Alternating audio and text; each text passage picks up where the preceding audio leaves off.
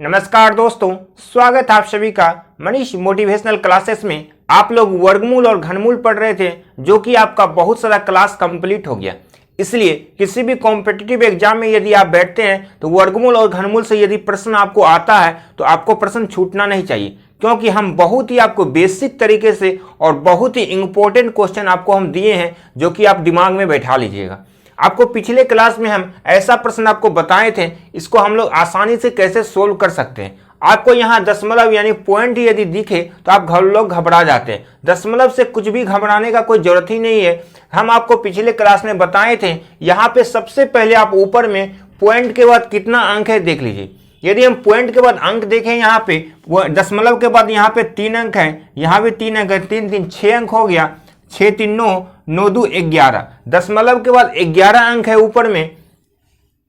यदि हम नीचे देखें, नीचे कितना है, दशमलव के बाद 3 अंक है, 4 अंक, 4 3 7, 7 और 4 कितना होता है 11। यानी कि कहने का मतलब ऊपर भी 11 अंक है दशमलव के बाद, नीचे भी दशमलव के बाद 11 अंक है, तो दोनों हमारा कैंसिल हो जाएगा, तो हमारा दशमलव पूरा कंप्लीट कट गया। जब जैसे दशमलव आपका पूरा कंप्लीट कट गया तो आसानी से इस प्रश्न को आप सोल्व कर सकते हैं। कैसे? ऊपर आपका 9 बच गया, 36 बच गया, 16 बच गया और 8 बच गया, यही बचा है। और नीचे क्या बच गया आपका 2 8 2। अब देखिए 8 से 8 हमारा कैंसिल हो जाएगा, 2 दूना 4, 4 चौके 16।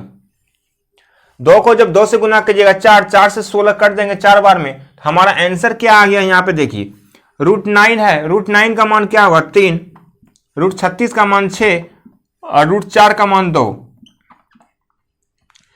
6 दूना 12, 12 तिया 36। इस प्रश्न का राइट आंसर आपका 36 आ गया। कितना आसान है इस प्रश्न को सोल्व करना। जैसे आप दशमलव का खेल खत्म किए, उसके बाद प्रश्न को आपको सोल्व करने में ज्यादा समय नहीं लगेगा। अब हम लोग नेक्स्ट क्वेश्चन पे चलते हैं। अब यहाँ पे नेक्स्ट क्वेश्चन जो दिया गया है, यहाँ पे ध्यान दीजिएगा, √900 है। जैसे आपको √900 का अमाउंट पूछे, यानी कि वर्गमूल पूछे 900 का, तो क्या होगा? 9 का वर्गमूल क्या होता है 3, और 00 में एक 0 बाहर होता है, यानी कि 30 का यदि हम वर्ग, यानी कहने का मतलब 900 का वर्गमूल 30 हो जाएगा। और यहाँ पे देखिए 0.09 है, तो 9 का वर्गमूल क्या होगा 3, आपको पता है 2 अंक के बाद दशमलव है, यानी कि दशमलव के बाद 2 अंक दिया है, तो हम यहाँ पे दशमलव कितना देंगे 1 अंक के बाद। 1 अंक के बाद दशमलव क्यों देंगे? क्योंकि यहाँ पे ध्यान दीजिएगा, ऊपर में आपको 9 बच गया, नीचे कितना 100 बच गया। ऊपर 9 का √9 का मान 3 होता है, और 00 में एक 0 बाहर निकलेगा, तो कहने का मतलब 0.3 हो जाएगा। अब माइनस का चिन्ह दिया हुआ है, √9 का मान 3 हो जाएगा। पॉइंट के बाद 1 2 3 4 5 6 गो, 6 अंक के बाद है, तो हम 3 अंक के बाद दशमलव दे देंगे। दशमलव के बाद 3 अंक के बाद दशमलव हम दे दिए। यहाँ पे ध्यान दीजिएगा, 1 2 3 4 5 6, 3 अंक के बाद दशमलव हम दे चुके हैं। अब देखिए यहाँ पे क्या है, ये दोनों प्लस है, 30 प्लस 0.3 को जोड़िएगा तो क्या हो जाएगा आपका 30.3। इसमें माइनस कीजिएगा 0.003। यदि आपको इसमें माइनस करने में कोई प्रॉब्लम हो रहा होगा तो यहाँ पे ध्यान दीजिएगा, क्या करते हैं हम लोग, यहाँ पे 30.3 दिया हुआ है, और यहाँ पे पॉइंट यानी कि दशमलव को दशमलव के सामने रखिए। दशमलव के सामने रखेंगे तो यहाँ 0 पॉइंट है 003। यहाँ पे 30.3 था तो 30.3 कर दिए, उसके बाद 0.003 था 0.003, यानी कि दशमलव यानी पॉइंट के सामने पॉइंट करेंगे, इसके ऊपर क्या 0 हो जाएगा। चलिए अब ये क्या माइनस था तो माइनस कर दीजिएगा। आप माइनस कीजिएगा तो क्या आ जाएगा, 10 में 3 जाएगा 7 हो जाएगा। यहाँ पे 9 बच गया, यहाँ पे 2 बच गया, यहाँ पे 30 बच गया। तो इस प्रश्न का राइट आंसर आपका कितना आ गया 30.297। कुछ नहीं है, आराम से क्या है, यदि पॉइंट है तो पॉइंट के सामने पॉइंट को रखिएगा, आसानी से आप इसको सोल्व कर सकते हैं। यहाँ पे भी देख लीजिए कैसे सोल्व किए। अब हम लोग नेक्स्ट क्वेश्चन पे चलते हैं। अक्सर एग्जाम में यदि रूट के अंदर रूट मिलता है तो हम लोग प्रश्न को स्किप कर जाते हैं, छोड़ देते हैं, आगे बढ़ जाते हैं। लेकिन अब आपको स्किप नहीं करना है, आराम से देखिए और एग्जाम में प्रश्न को आसानी से सोल्व कीजिएगा। जैसे पहले करते क्या है, अंदर का रूट का पहले मान निकालेंगे, बाहर जो है उसको रहने देंगे, उसको बाद में हम सोल्व करेंगे। सबसे पहले अंदर में जो दिया है दशमलव के बाद यदि हम यहाँ पे प्लस का चिन्ह है, अब इसका हम सबसे पहले आपको मान पूछे, यदि आप ही बताइए, यदि हम इसका यहाँ पे आपसे मान पूछे तो आप बताइए कितना होगा। √64 का मान क्या होता है? 8 होता है, आपको पता है। पॉइंट के बाद कितना अंक दिया हुआ है? दशमलव के बाद 4 अंक दिया हुआ है। 4 अंक दिया है तो इसका आधा बाहर निकलेगा, यानी कि 2 में 1 बाहर निकलता है, तो टोटल 2 अंक के बाद दशमलव दीजिएगा, 0.08 हो जाएगा। तो जैसे यहाँ 0.08 हो गया, अब आराम से इसको आप सोल्व कर सकते हैं। इसको जोड़िएगा तो कितना हो जाएगा? 0.01 प्लस 0.08, दशमलव के बाद 2 अंक है, यहाँ भी दशमलव के बाद 2 अंक है, तो आसानी से इसको आप जोड़ सकते हैं। यहाँ पे हो जाएगा 0.09। अब इसका हम आंसर पूछे 0.09, मतलब √9 का मान क्या होता है? 3। 2 अंक के बाद दशमलव दिया है तो 1 अंक के बाद आप दशमलव आराम से दे सकते हैं, 0.3। इस प्रश्न का राइट आंसर आपका आ गया। क्या था प्रश्न में? कुछ नहीं था। डायरेक्ट हम क्या बता सकते हैं, बिना पेन उठाए भी इसको सोल्व कर सकते हैं। आप कैसे? यहाँ पे ध्यान दीजिएगा, √64 का मान 8 होता है, 4 अंक के बाद दशमलव था, 2 अंक के बाद दशमलव देंगे। कहने का मतलब 0.8 आपका आ गया। इधर कितना आ गया? 0.08, क्योंकि 2 अंक के बाद आपको दशमलव देना है। जैसे आप 0.08 लिखें, प्लस का चिन्ह है यहाँ पे देखिए। और एक चीज, अब इसमें 0.08 में क्या जोड़ना है आपको? 0.01, तो आपका 0.09 हो जाएगा। जैसे 0.09 आया तो √9 का मान 3 होता है, तो 1 अंक के बाद दशमलव दे दीजिएगा, 0.3 इस प्रश्न का राइट आंसर आपका आ जाएगा। अब हम लोग नेक्स्ट क्वेश्चन पे चलते हैं। प्रश्न के सामने कभी घबराना नहीं चाहिए। मनुष्य को कभी भी घबराने की जरूरत नहीं है, घबराना नहीं चाहिए, क्योंकि सब काम आप कर सकते हैं खुद। आपके सामने यदि प्रश्न दिया गया है तो आप खुद सोल्व कर सकते हैं। आप माइंड लगाइए, दिमाग लगाइए, क्योंकि कोई भी चीज मनुष्य ही करता है। जैसे आपको यहाँ पे प्रश्न दिया गया है, आप कोशिश कीजिएगा तो हर चीज आपके लिए संभव है। असंभव नाम का कोई चीज होता ही नहीं है, क्योंकि यदि आप मनुष्य जन्म में लिए हैं तो आपके लिए संभव हर चीज है। आप ही बताइए, जैसे यहाँ प्रश्न आपको दिया है √2 पे पावर n बराबर 64, तो यहाँ पे n का मान क्या होगा आप बताइए। हम यहाँ पे क्या कर सकते हैं? यदि हम क्या करेंगे, देखिए यहाँ पे रूट दिया है, रूट बराबर का जब इस पर जाएगा तो स्क्वायर होता है, आपको पता है। तो आप यहाँ पे डायरेक्ट कर सकते हैं 2 पे पावर n बराबर 64 का स्क्वायर, यानी कि रूट को हम जब बराबर के इस पर भेजें तो हमारा √2 पे पावर स्क्वायर हो गया। अब यहाँ पे देखिए क्या कर सकते हैं, हमको ऊपर n का मान चाहिए, तो हमको यहाँ पे भी क्या करेंगे, दोनों का बेस समान करेंगे। अब बेस समान हमारा कब होगा आप ही बताइए। यदि हम 2 को कितना बार गुना कर दे कि 64 हो जाएगा? 2 को यदि 6 बार गुना कीजिएगा तो आपका 64 आ जाएगा। देखिए 2 दूना 4, 4 दूने 8, 8 दूना 16, 16 दूना 32, 32 दूना 64। कितना बार किए? 6 बार किए गुना। तो 2 पे पावर 6 लिखिएगा, और आपको 2 ऑलरेडी पहले से ऊपर 2 दिया हुआ तो 2 रहेगा ही। तो आप देखिए दोनों का बेस हमारा कैंसिल हो गया, तो n का मान कितना हो गया? 6 दूना 12। इस प्रश्न का राइट आंसर आपका 12 आ गया। कहीं कोई प्रॉब्लम हुआ प्रश्न में? कुछ नहीं हुआ। यदि आप प्रश्न को आराम से देखिएगा तो आराम से सोल्व इसको कर सकते हैं।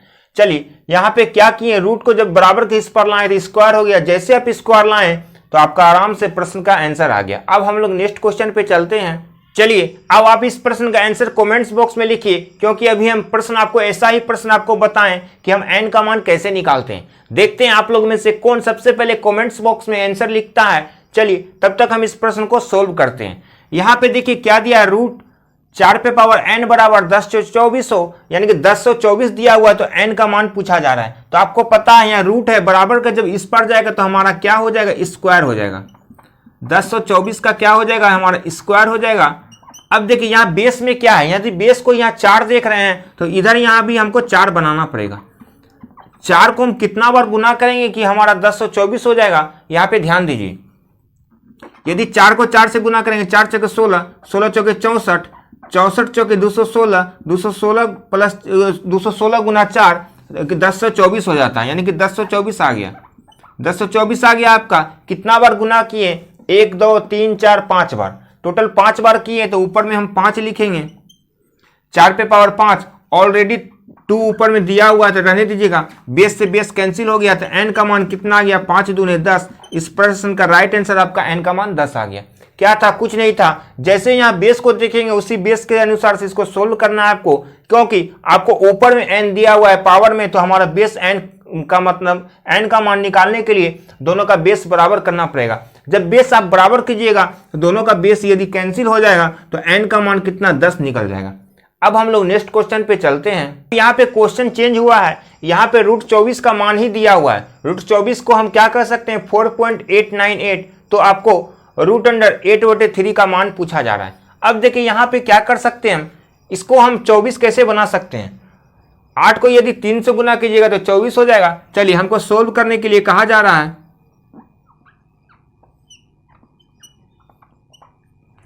यदि आप क्या कीजिएगा ऊपर भी √3 से और नीचे भी √3 से गुना कर देंगे तो ये दोनों कैंसिल हो जाएगा, तो प्रश्न में कोई चेंजिंग नहीं होगा। इससे फायदा हमारा क्या हुआ, गुना करने से हमको √24 का मान दिया हुआ है, तो √24 हमारा कब होगा, जब √3 से इसको गुना करेंगे तब। तो हमारा √3 से जैसे गुना किए तो आपको यहाँ पे कितना मान आ गया आप बताइए, √24 हो गया। आपको 8 को 3 से गुना किए, 8 × 24 √24। अब बताइए यहाँ पे ये भी रूट में है, ये भी रूट में है, तो कहने का मतलब √9 का मान क्या हुआ 3 हो जाएगा बाहर। अभी बताइए ये कितना हो जाएगा, यहाँ पे √24 का मान आपको दिया हुआ है, √24 का मान कितना दिया हुआ है 4.898/3। यहां पे फिर से एक बार ध्यान दीजिएगा, यहां पे आपको √24 का मान दिया हुआ है, तो √24 इसको कैसे बना सकते हैं, √3 से यदि गुना कर देंगे तो √24 हो जाएगा ये, और √3 यहाँ है, √3 ऑलरेडी हम पहले से किए हैं, √3 इंटू √3 तो बाहर 3 हो जाएगा। अब यहाँ पे देखिए √24 का मान दिया था 4.898 को 3 से जब भाग दीजिएगा तो आपका कितना आ जाएगा, यहाँ पे 1.633, ऐसे करके आपका डायरेक्ट आंसर आ जाएगा, अप्रोक्स में आ जाएगा 1.63 लगभग। तो कह सकते हैं आप इस प्रश्न का राइट आंसर 1.63। चलिए अब हम लोग नेक्स्ट क्वेश्चन पे चलते हैं। इस प्रश्न में आपको कुछ सोचने का जरूरत ही नहीं है, क्योंकि आपको यहाँ पे दिया हुआ √3 का मान, और यहाँ पे √3/√4 है, यानी कि √3 है तो √3 में कोई चेंजिंग करना ही नहीं है। जो प्रश्न दिया है डायरेक्ट इसको लिखिए, यहाँ पे आपको √3/4 दिया हुआ है। अब ऊपर में आपको √3 है और नीचे बताइए √4 का मान क्या होता है 2, तो √3 का मान आपको कितना दिया है यहाँ पे 1.732/2 है। जब 2 से भाग दीजिएगा आप 1.732 में कितना, 2 से भाग दीजिएगा 2 8 16, 2 6 12, 2 6 12, यानी 866 आ गया। अब यहाँ दशमलव के बाद 3 अंक दिया है, तो हम दशमलव क्या है 3 अंक के बाद दशमलव दे देंगे, तो हम यहाँ पे कह सकते हैं आपको 0.866 इस प्रश्न का राइट आंसर हो गया। कैसे, √3 का मान दिया हुआ था आपका 1.732, तो √3 का मान 1.732 लिख दिए, और यहाँ पे देखिए रूट के अंदर था 4, √4 का मान क्या था 2, तो 2 से भाग दे दिए तो 0.866 हो गया। कैसे, दशमलव के बाद 3 अंक है तो दशमलव हम 3 अंक के बाद दे दिए। अब हम लोग नेक्स्ट क्वेश्चन पे चलते हैं। अब तो ऐसा प्रश्न आपको छूटेगा ही नहीं, आपको आराम से सोल्व इसको कर सकते हैं। यहाँ पे रूट दिया है, रूट को बराबर के इस पार भी भेज सकते हैं, या तो आप डायरेक्ट भी इसको सोल्व कर सकते हैं। यहाँ पे देखिए क्योंकि 144 दिया हुआ है, यदि हम यहाँ पे देखें तो ऊपर में क्या हो जाएगा √1 + x। यदि हम एलसीएम 144 लेंगे तो क्या हो जाएगा 144 + x रूट हो जाएगा, और हमारा नीचे क्या हो जाएगा √144 का मान क्या होता है 12, √144 का मान 12 होता है, बराबर 13/12। 12 से 12 कैंसिल हो गया हमारा। अब रूट को बराबर के जब इस पर हम लेते आएंगे तो क्या हो जाएगा 144 + x बराबर 13 का स्क्वायर। क्या किए, रूट जब बराबर के इस पर आ गया तो स्क्वायर हो गया, तब 144 + x बराबर 13 का स्क्वायर 169 होता है। तो हमारा 169 में 144 को जब माइनस कीजिएगा तो कितना हो जाएगा, इस प्रश्न का राइट आंसर आपका 25 हो गया। क्या किए यहाँ पे ध्यान दीजिएगा, यहाँ पे क्या किए हम लोग एलसीएम लिए, एलसीएम नीचे लिए तो कितना हो गया, नीचे का 144 हो गया।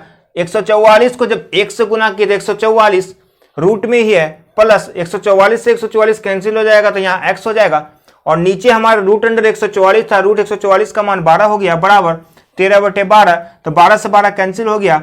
अब यहाँ पे क्या हो गया, रूट अंडर 144 प्लस एक्स बराबर 13 था, तो रूट को बराबर के जब इस पर लाए थे स्क्वायर हो गया, तो एक्स का मान हमारा 25। इस प्रश्न का राइट आंसर आपका आ गया। अब हम लोग नेक्स्ट क्वेश्चन पे चलते हैं। अब देखिए बहुत ही इंपॉर्टेंट क्वेश्चन आपको यहाँ दिया गया है। यदि 1120 बटे रूट एन, यानी ऊपर में 1120 है और नीचे क्या है, रूट एन है, बराबर कितना 80 दिया हुआ है, तो एन का मान पूछा जा रहा है, क्या करेंगे। जैसे आपको एन का मान पूछा जा रहा है तो इसको क्रॉस मल्टीप्लीकेशन आप कीजिएगा, तो क्या कर सकते हैं आप, रूट एन का मान आप बताइए कितना होगा, 1120 बटे 80 हो जाएगा। रूट एन बराबर 1120 बटे 80 हो गया, तो आप क्या कर सकते हैं, यहाँ देखिए हमारा 0 से 0 कैंसिल हो जाएगा, 8 से हमारा 112 कितना बार में कैंसिल हो जाएगा, 14 बार में, 14 8 112 होता है। अब यहां पे हमारा n का मान क्या हो जाएगा, n बराबर रूट है, जब बराबर के इस पर स्क्वायर हो जाएगा तो 14 का स्क्वायर कितना होता है आप बताइए, 14 पे पावर 2 196, 14 का स्क्वायर 196। इस प्रश्न का राइट आंसर आपका आ गया। क्या था, हम लोग को टाइम ही नहीं लगा, सेकेंडों में हम इस प्रश्न को सोल्व कर दिए। कैसे, हमको n का मान पूछा जा रहा है तो रूट n का मान हम निकाल दिए 1120 बटे 80, 80 से हम 1120 को जब भाग दिए तो 14 बार में कैंसिल हो गया। इधर रूट था, जब बराबर किस पर जाके स्क्वायर होता है तो 14 का स्क्वायर 196। इस प्रश्न का राइट आंसर आपका आ गया। यहाँ पे लास्ट क्वेश्चन को हम देखते हैं आज का। यदि x बटे रूट अंडर 2.25 बराबर 550 हो तो x का मान पूछा जा रहा है। तो क्रॉस मल्टीप्लीकेशन आप आराम से कर सकते हैं। यदि हम क्रॉस मल्टीप्लीकेशन करेंगे तो x का मान क्या आ जाएगा आप बताइए। यदि हम नीचे देखें 2.25 का मतलब, यदि हम पॉइंट को नहीं देखेंगे तो 225 है, रूट 225 का मान क्या होता है 15, 15 का स्क्वायर 225 होता है, तो 225 को हम 15 लिख सकते हैं। रूट में हमारा पॉइंट के बाद 2 अंक है तो बाहर निकलेगा पॉइंट के बाद 1 अंक, तो 1 अंक के बाद पॉइंट हम डाल देंगे बराबर 550। अब यहां से हम x बराबर कर सकते हैं 550 इंटू 1.5। पॉइंट से हमारा 0 कैंसिल हो जाएगा तो हमारा x का मान क्या आ जाएगा 55 गुना 15। जब 55 को 15 से आप गुना कीजिएगा तो आपका आ जाएगा यहां पे 825। 55 गुना 15 825 हो गया। एक बार फिर से ध्यान दीजिएगा, x बटे 225 किसका, रूट 225 का मान 15 होता है। पॉइंट के बाद 2 अंक दिया हुआ था यहाँ पे रूट में, तो बाहर निकलेगा तो 1 अंक के बाद पॉइंट दे देंगे, बराबर 550 दिया हुआ था। जब क्रॉस मल्टीप्लीकेशन कीजिएगा तो 550 इंटू 1.5, पॉइंट से 0 हमारा कैंसिल हो जाएगा। कैसे, यदि पॉइंट को उड़ाइएगा तो नीचे 1 0 होगा, नीचे 1 0 से 1 0 ऊपर है, कैंसिल हो जाएगा। 55 गुना 15 825। इस प्रश्न का राइट आंसर आपका आ गया। चलिए, यदि आपको यह वीडियो अच्छा लगा हो तो लाइक और शेयर जरूर कीजिएगा, और अपने दोस्तों के साथ इस वीडियो को जितना ज़्यादा से ज़्यादा शेयर कर सकते हैं, क्योंकि आप भी खुद सफलता लीजिए और अपने दोस्तों को भी और आगे बढ़ाइए।